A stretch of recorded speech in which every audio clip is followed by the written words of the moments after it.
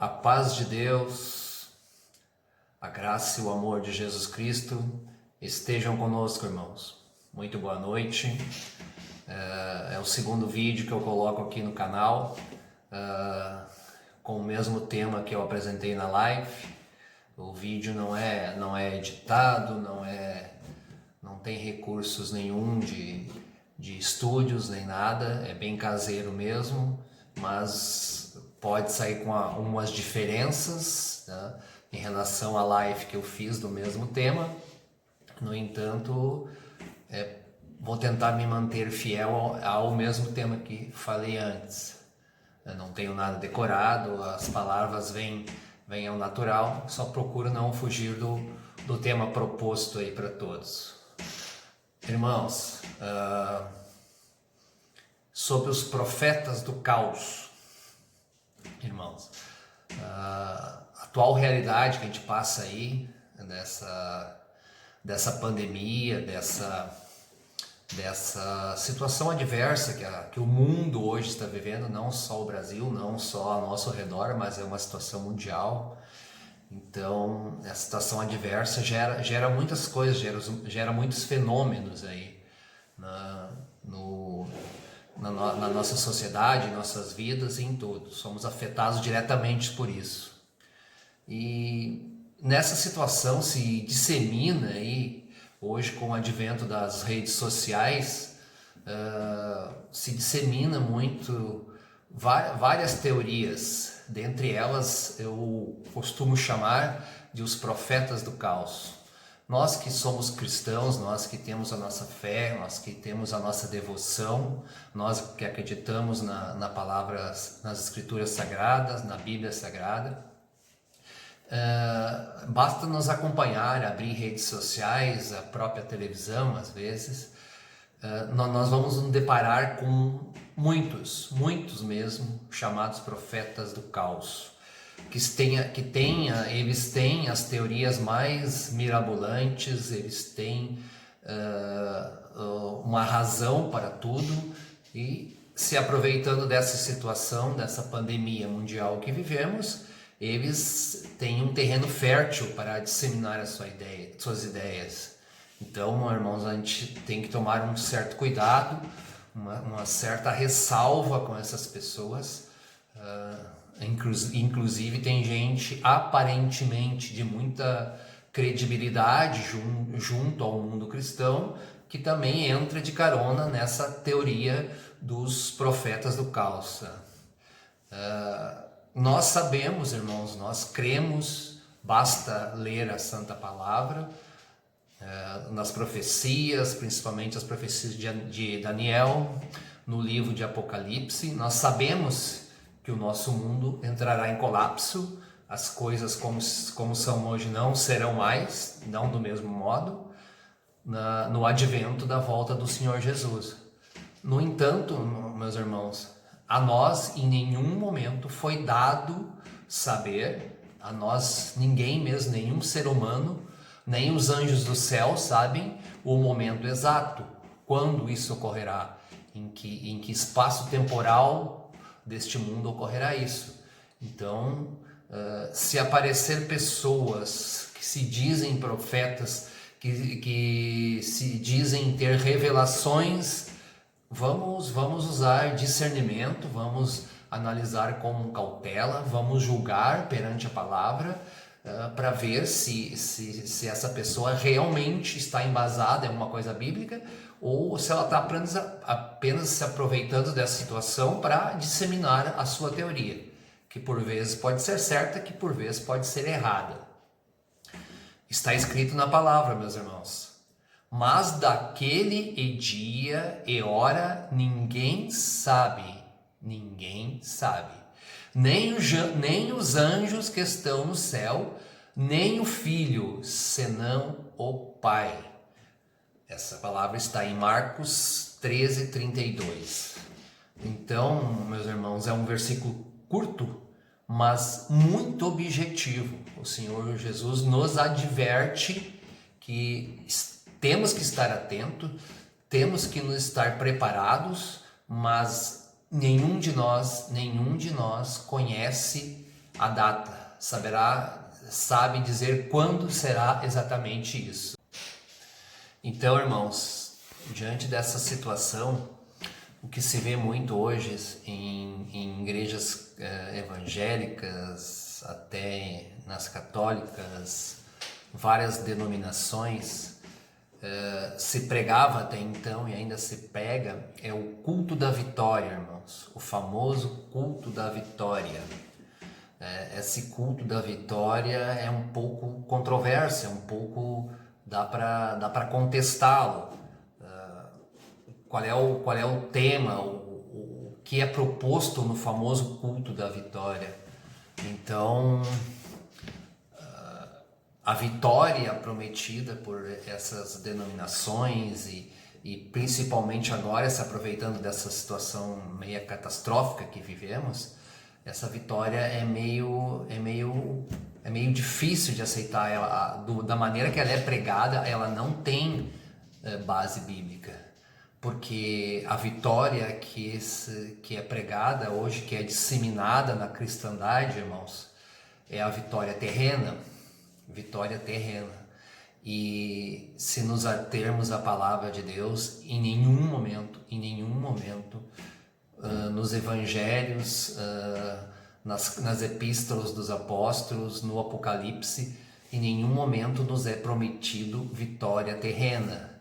E esses cultos que se prega é o culto da vitória terrena, irmãos. Então, se a vitória prometida é terrena, está errada, pelo simples fato que nós somos pecadores, somos falhos, nós todos sabemos, isso é fato, mas nós sempre almejamos seguir o exemplo de Cristo. Embora que ele fosse perfeito em todos os seus atos e nós nunca conseguiremos a perfeição, porque somos pecadores, nós devemos almejar, devemos seguir o exemplo do que o Senhor Jesus nos deixou na sua passagem terrena. Se essa vitória que é pregada hoje nos cultos, ela é terrena, então o exemplo a ser seguido de Cristo é terreno. Então, se esse é o exemplo a ser seguido, eu pergunto aos irmãos, então o Senhor Jesus seria um fracassado? O Senhor Jesus fracassou na sua missão? Porque eu digo aos irmãos, e os irmãos sabem, o nosso Senhor Jesus aqui na terra, ele foi negado, ele foi humilhado, ele foi castigado, ele foi pregado numa cruz e faleceu e morreu. Então esse é o exemplo a ser seguido. Esse exemplo, segundo o plano terreno, é um fracasso. E nós sabemos que o Senhor Jesus não fracassou, pelo contrário, a sua missão teve total êxito. Isso é muito normal, porque principalmente nas religiões israelitas, nas religiões dos judeus, o reino que é prometido a Israel é um reino terreno. Para nós, os gentios, nós não devemos seguir esse exemplo, nós não devemos embarcar nessa barca, vamos dizer assim. A nossa promessa não é terrena. O próprio Senhor Jesus nos adverte. Olha o que diz a palavra, irmãos. Respondeu Jesus: o meu reino não é deste mundo. Se o meu reino fosse deste mundo, pelejariam os meus servos para que eu não fosse entregue aos judeus. Mas agora o meu reino não é daqui. Olha, meus irmãos, o que diz a palavra? Mas agora o meu reino não é daqui. Isso está em João 18:33. Então, esse é mais um versículo curto, objetivo e esclarecedor, irmãos. O reino do Senhor Jesus, ao qual os que nele acreditam como Salvador participarão também, esse reino não será aqui neste mundo, meus irmãos. Então nós temos que ficar muito atento, muito discernimento aos cultos, às promessas de vitória.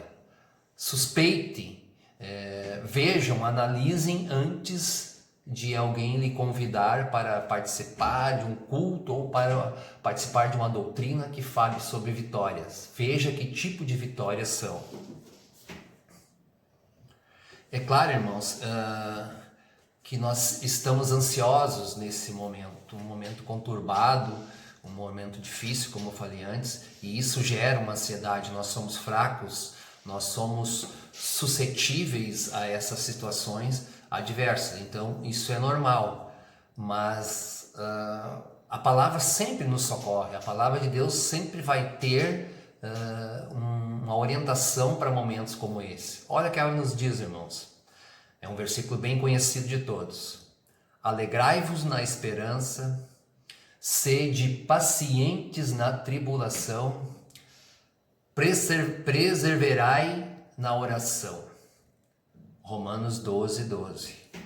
Então, esse versículo, mais um versículo curto, irmãos, mas ele nos dá as 3 orientações pela qual a gente deve esperar, a gente deve nos embasar e devemos nos orientar. Outra coisa, irmãos, muitas das denominações religiosas, por algum tempo, algumas, não todas, tentaram manter os seus templos abertos, mesmo contrariando autoridades, mesmo contrariando autoridades federais, municipais, estaduais. Eu não sei com exatamente qual interesse, se o interesse era genuíno ou não é objetivo desse vídeo esclarecer, mas as autoridades, sejam a igreja, sejam nós, sejam qualquer um, nós devemos obedecer. As autoridades estão aí por autorização de Deus. Se Deus não assim o permitisse, elas não seriam nossas autoridades. Olha o que diz a palavra mais uma vez, irmãos, a respeito de autoridades. Respondeu Jesus: nenhum poder terias contra mim, se de cima não te fosse dado, mas aquele que me entregou a ti, maior pecado tem. João 19, 11. Olha o que o Senhor Jesus nos diz, irmãos: nenhum poder terias contra mim, se de cima não fosse dado. Então, seja a autoridade federal, estadual ou municipal, não estaria lá sem a concessão de Deus, sem a permissão de Deus. Então, obedecemos essas autoridades. Podemos manter a nossa fé, podemos manter a nossa crença obedecendo as autoridades e não sendo rebeldes a elas. Então, irmãos, a fé nestes momentos ou momentos parecidos que possamos vir ter, ela é indispensável. A fé genuína, aquela que desperta, aquela que vem do coração, que vem do fundo, meus irmãos. Então aqui temos também a palavra nos dá vários exemplos de fé inquestionáveis, e aqui tem um que eu vou relatar agora. Quando acabou de falar ao povo todas as palavras, Jesus entrou em Cafarnaum. Havia um centurião que tinha um servo que lhe era muito caro e se achava doente, quase morrendo. Tendo ouvido falar de Jesus, o centurião enviou-lhe alguns anciões dos judeus para lhe pedir que viesse salvar o seu servo. Aproximando-se de Jesus, eles lhe suplicavam com insistência, dizendo: ele merece mesmo que ele conceda isto, pois gosta do nosso povo e foi a ele que construiu a nossa sinagoga. Jesus foi andando com eles. Não estava muito longe de casa, quando o centurião mandou uns amigos lhe dizer: Senhor, não precisas incomodar-te, porque eu não sou digno que entreis na minha casa. Por isso também não me julguei digno de vir ter contigo. Mas dize uma só palavra e meu servo será curado. Pois eu, que sou apenas subalterno, tenho soldados à minha disposição e digo a um: vai, e ele vai, e ao outro: vem, e ele vem, e ao meu escravo: faz isto, e ele faz. Ouvindo isto, Jesus ficou admirado com ele e, voltando-se, disse à multidão que o seguia: Eu vos digo que nem mesmo em Israel achei uma fé tão grande. De volta a casa, os enviados encontraram o servo completamente são. Isso está em Lucas 7:10, irmãos. Então, como eu disse, é um exemplo de fé de um gentil. Não era nem do povo elegido de Deus, do povo eleito de Deus. Era de um gentil, de um soldado romano. E mesmo assim a fé fez curar o seu servo. Um belo exemplo de fé, meus irmãos. A palavra ainda nos diz, irmãos, sobre a fé. Mas o justo viverá pela fé. E se ele recuar, a minha alma não tem prazer nele. Hebreus 10:38. O justo viverá pela fé. Nós que buscamos a justiça de Deus, nós que somos injustos, pois somos pecadores, mas devemos buscar a justiça de Deus, e a palavra nos diz: os justos viverão pela fé. Essas preocupações, meus irmãos, e essa situação angustiante que nós devemos passar, temos que atenuar, temos que lutar, temos que achar forças contra ela, achar força contra os cultos de vitória, contra o desânimo, contra as preocupações. Tem alguns irmãos que até passam de preocupações, passam a ter situações quase calamitosas, de desespero total. A palavra nos orienta mais uma vez, irmãos. Está escrito assim: por isso vos digo, não andeis cuidadosos quanto à vossa vida, pelo que haveis de comer ou que haveis de beber, nem quanto ao vosso corpo, pelo que haveis de vestir. Não é a vida mais do que o mantimento e o corpo mais do que o vestuário? Olhai para as aves do céu, que nem semeiam, nem cegam, nem ajuntam em celeiros, e o vosso Pai Celestial as alimenta. Não tendes vós muito mais valor do que elas? E qual de vós poderá, com todos os seus cuidados, acrescentar um côvado à sua estatura? E quanto ao vestuário, por que andais solícitos? Olhais para os lírios do campo, como eles crescem, não trabalham nem fiam. E eu vos digo que nem mesmo Salomão, em toda a sua glória, se vestiu como qualquer um deles. Pois se Deus assim veste a erva do campo, que hoje existe e amanhã é lançada no forno, não vos vestirá muito mais a vós, homens de pouca fé? Não andeis, pois, inquietos, dizendo: o que comeremos, o que beberemos, ou com o que nos vestiremos? Pois todas essas coisas os gentios procuram. De certo, vosso Pai Celestial bem sabe que necessitais de todas essas coisas. Mas buscai primeiro o reino de Deus e a sua justiça, e todas estas coisas vos serão acrescentadas. Olha que passagem maravilhosa, meus irmãos. Ela nos orienta muito, ela nos dá muito um norte para nos seguirmos nessas situações que estamos passando, e como comentei antes, que já passamos, que estamos passando no momento, ou que porventura possamos a passar. Essa palavra está em Mateus 25:33. Então, meus irmãos, é um momento de reflexão, é um momento de obediência às autoridades, é um momento de não esquecermos que a vitória prometida pelo Senhor Jesus não é terrena. A palavra nos diz que nesse mundo teremos aflições, e realmente teremos. Então vamos conscientizar disso, né? Vamos filtrar os cultos, vamos filtrar os ensinamentos de vitória, vamos procurar discernimento. E para encerrarmos, meus irmãos, uma passagem com a verdadeira vitória, aquela que eu acho do fundo do meu coração é a verdadeira vitória que o Senhor Jesus nos prometeu, irmão. Essa é a vitória que o Senhor, na sua passagem terrena, nos prometeu. Está escrito assim, irmãos: em verdade vos asseguro, quem ouve a minha palavra e crê naquele que me enviou, tem a vida eterna, não entra em juízo, mas passou da morte para a vida. Isso está em João 5:24. Vou ler de novo, meus irmãos. Olha a sabedoria, olha a beleza, olha a promessa que o Senhor nos deixou.